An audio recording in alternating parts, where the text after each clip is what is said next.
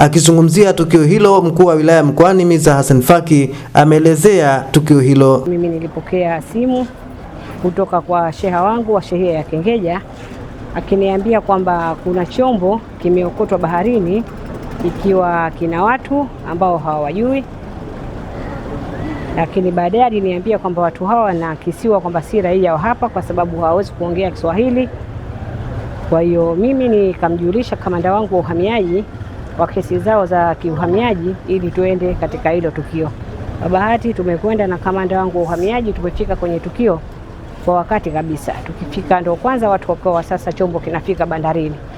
Kwa hiyo tulivyoziona hali zao si nzuri, tulishauriana pamoja na mheshimiwa mbunge na mwakilishi ambaye tayari wameshatoa maelezo ambao niliwakuta wapo eneo la tukio kwamba kutokana na hali zao tuwapeleke kwenye kituo cha afya Kengeja kwa haraka, lakini kwa idadi ya watu ilivyokuwa niliwashauri kwamba tusiende kituo cha afya Kengeja kwa sababu kile ni kituo, wahudumu watakao kuwepo pale watakuwa ni wachache.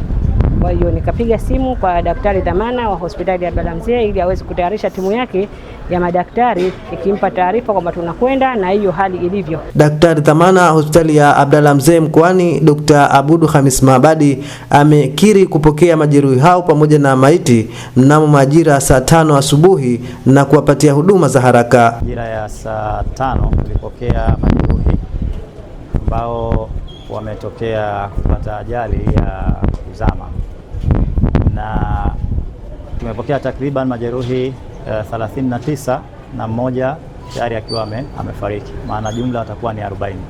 Kati ya hao wanawake 23 na wanaume ni 17, na kati ya hao wanaume ni watoto, wanaume ni 4 na wanawake ni 6. Walikuwa hali mbaya, lakini baada ya kupata huduma ya awali wametengemaa na hadi sasa wako katika mawodi na wanaendelea vizuri. Sisi tunawashukuru sana kwa kupata zile taarifa za awali kutoka kwa mkuu wa wilaya, tukaweza kujitayarisha vizuri kwa dharura hii na tukaweza kuwahudumia. Chombo kimezama na kuna watu wameokotwa, kwa hiyo kwa sasa zoezi linaendelea kwa upande wa bandarini katika hatua za kuokoa na kuwapeleka hospitali ya mkoani.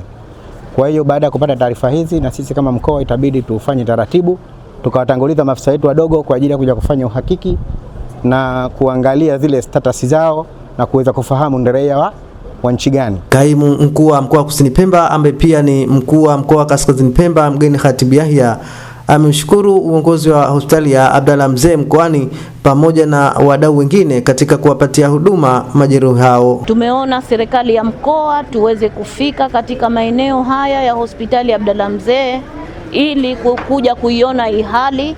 Kiufupi ni ushukuru uongozi wa hospitali, ni washukuru madaktari wote kwa kazi kubwa, lakini ni washukuru na vyombo vyetu vya kamati ya usalama na wao kuhakikisha kwamba changamoto hii ambayo imejitokeza basi inafanyiwa kazi kwa haraka.